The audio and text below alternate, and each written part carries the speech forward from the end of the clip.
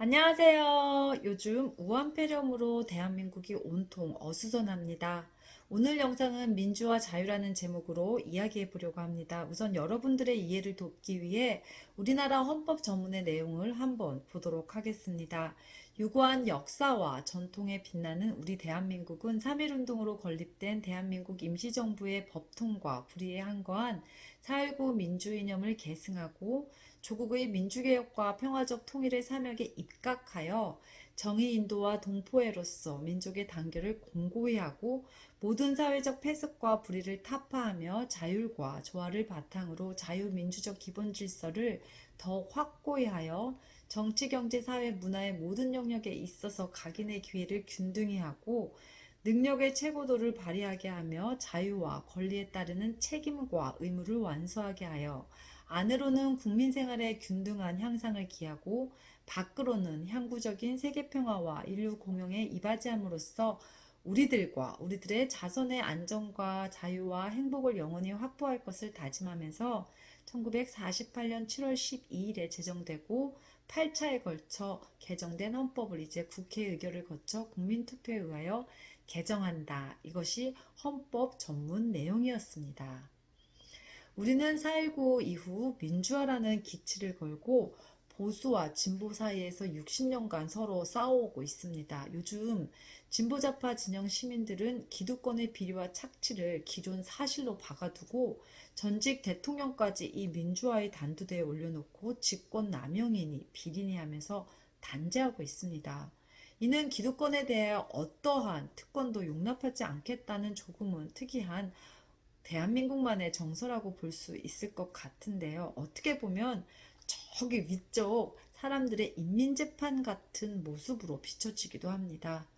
국민이 주인이다, 손님이 왕이다 등등 지난 20여 년간 이러한 프레임의 프로레타리아 계급, 즉 일반 서민이라는 계급에 또 다른 권력을 심어준 것이 아닌가 생각이 되는데요. 이에 더해 요즘 우리 주변에는 갑질이라는 단어가 참 유행어처럼 많이 쓰이는 것 같습니다. 특별히 재벌가나 권력가들이 하는 어떠한 일들에 이러한 단어들이 많이 붙어 다니는데요.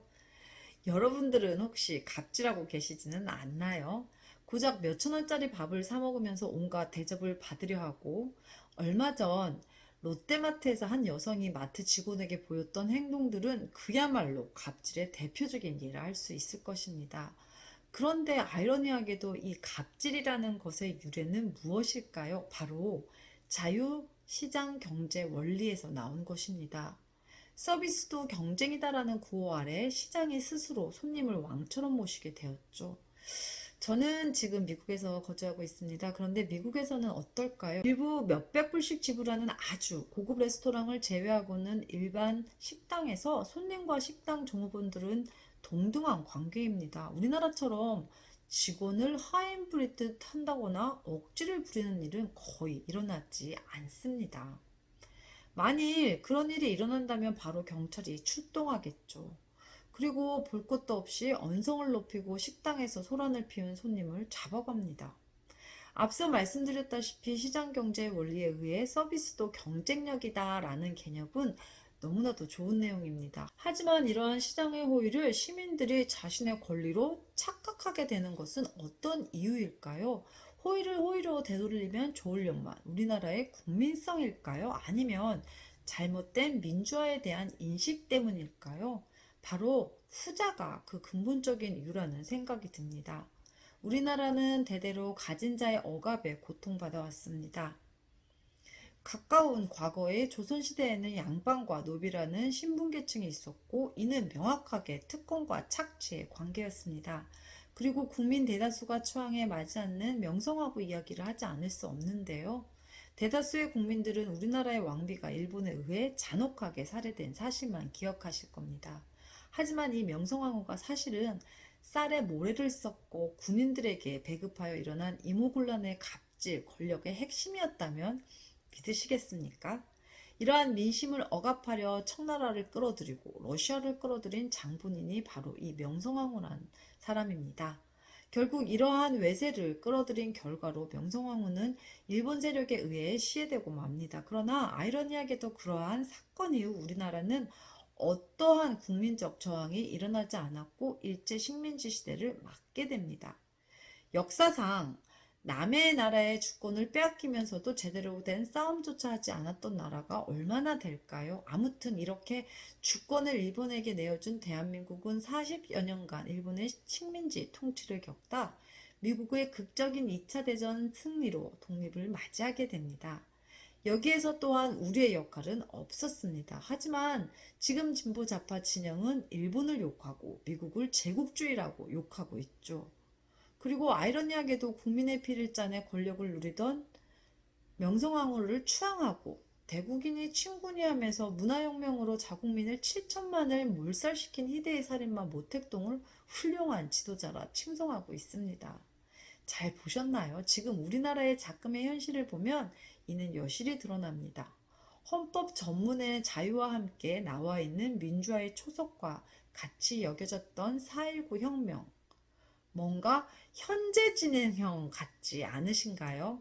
이승만이 본인의 측근인 이기붕을 부대통령으로 당선시키려는 갈망이 있었고 이를 이승만의 수하들이 실행에 옮긴 사건입니다. 여기서 충격적인 내용이 있는데요. 바로 그 당시에도 경찰이 동원됐다는 것입니다. 내무부 장관 최인규는 전국 경찰에 대한 대대적인 인사이동을 단행하여 일선 경찰서장을 연고지 중심으로 재배치시키고 이어서 전국 시읍면동 단위로 공무원 친목회를 조직하는 등 득표를 위한 활동을 지시하였습니다. 요즘 하명수사 하며 언론 및 유튜브에서 매일매일 엄청나게 다루고 있습니다만 대다수 진보 좌파 국민들은 별 감흥이 없어 보입니다. 4.19를 잊은 걸까요? 검찰에서 이와 관련된 핵심 권력을 13명이나 기소했는데도 전혀 동요가 없습니다. 대통령의 그의 측근을 당선시키려 당정청이 모두 움직였고 검찰이 기소까지 했는데도 아무런 동요가 없습니다. 이에 한술 더 떠 선거 비리를 수사하고 있는 검찰 수뇌부를 전부 갈아엎는 검찰 해체를 시도했습니다. 그리고도 이 진보좌파 국민들은 이러한 부정한 정황이 너무 짙게 의심되는 상황도 실드를 쳐주며 옹호하고 있습니다. 온갖 갑질과 부패의 중심이었던 명성황후처럼 단지 우리 편이니까 실드를 쳐주고자 하는 것은 아닌지요. 진보좌파 시민 여러분, 부디 잠시 머리를 식히고 냉철하게 현실을 다시 한번 직시해 보시기 바랍니다. 이번에는 다시 자유에 대한 이야기를 해보려고 합니다. 여러분들도 보셨다시피 우리 헌법 전문에 자유라는 단어가 나옵니다. 하지만 그 뒤에 무슨 말이 나오는지 보셨나요? 네, 맞습니다. 책임과 의무입니다. 얼마 전 리사님의 영상에 병무청 공무원이 몸에 문신과 피어싱을 한 이유로 감봉 3개월과 인사상 불이익을 받았다는 영상을 보았습니다. 저는 이 영상을 이렇게 보았습니다. 개인의 자유가 단체의 권익을 해친다면 이에 대한 책임은 누가 져야 하는 건가? 라는 질문이 떠올랐습니다. 한번 감상하시고 자유란 어떤 것인지 생각해 보시는 시간이 되었으면 합니다. 우리의 근대 역사에는 우리 스스로 쟁취했던 자유는 없었습니다. 조선시대의 착취의 상징이었던 신분제 폐지도 사실 일본에 의해 실행되었고 일제 식민지로부터의 자유도 미국이라는 외세에 의해 얻게 되었습니다. 이 때문일까요? 자유와 평등을 외치며 기득권 타파를 외치는 진보좌파 시민들은 많지만 정작 스스로 무엇을 해야 하는지 즉 책임과 의무를 외치는 사람들은 별로 보지 못한 것 같습니다. 기득권에 타파하는 것이 그들의 책임과 의무라고 생각하는 것일까요? 지금 뜸해졌지만 지난번에 저는 차별금지법이라는 내용에 대해서 이야기한 적이 있는데요. 자유와 인권이라는 단어가 결합하여 어마어마한 권력을 만들어내 버렸습니다. 약자, 소수자란 이름만 내세우면 나머지 대다수의 국민정서나 윤리관념, 혐오성 행위들을 완전히 무시되고 있습니다. 소수의 자유를 위해 다수에게 폐를 끼치면서도 꼰대니 수군이 불편함을 느끼는 대다수의 국민들을 무시하면서 권력의 비호를 받으며 그들만의 세상을 만들려 하고 있습니다. 하기야 대통령 누드화를 국회에 전시하면서도 6.25의 원흉 자국민 300만을 아사시킨 김일성 만세를 외치는 것이 표현의 자유다를 외치는 사람들이니 말 다 했죠. 우리나라의 헌법에는 자유와 이에 따르는 책임과 의무를 다해야 한다는 문구가 분명히 나와 있습니다. 여기에는 분명 교육근로 납세 국방의 의무를 포함하여 국민으로서 해야 할 의무가 반드시 있습니다. 아무리 소수자, 약자라고 할지라도 그 어떤 누구에게 혐오감을 주거나 불편을 끼치면서까지 자신의 자유를 주장할 권리는 어디에도 없습니다. 얼마 전 군 부사관 휴가 중 성전환 수술을 하고 복귀하여 강제 전역되었던 사례가 있었습니다. 그리고 또 얼마 전 숙명여대에 성전환을 한 남성, 아니 이제 여성인가요? 입학하려다 학생들의 반대에 부딪혀 입학이 무산되었던 일도 있었습니다. 여러분은 어떻게 생각하시나요? 본인의 정체성을 핑계로 모두에게 강제로 본인을 이해하라고 주장할 권리가 있을까요? 만일 어떤 남자가 본인의 정체성은 사실은 여자라고 우기면서 여탕에 들어보내달라고 한다면 여성 여러분들은 네, 성소수자 여러분 환영합니다 라고 받아주시겠습니까? 아무리 성전환자라도 엊그제까지 남자였던 사람이 버젓이 여대 기숙사에서 활보한다면 이해해 주시겠습니까? 이렇듯 자유는 본인이 주장한다고 다 받아들여지는 것이 절대 아닙니다. 그 사회의 정서와 문화 그리고 시민의식 등에 따라 제한되는 것이 바로 올바른 자유의 정의일 것입니다. 결코 소수자, 약자의 자유만 존중되어서도 안 됩니다. 결론입니다.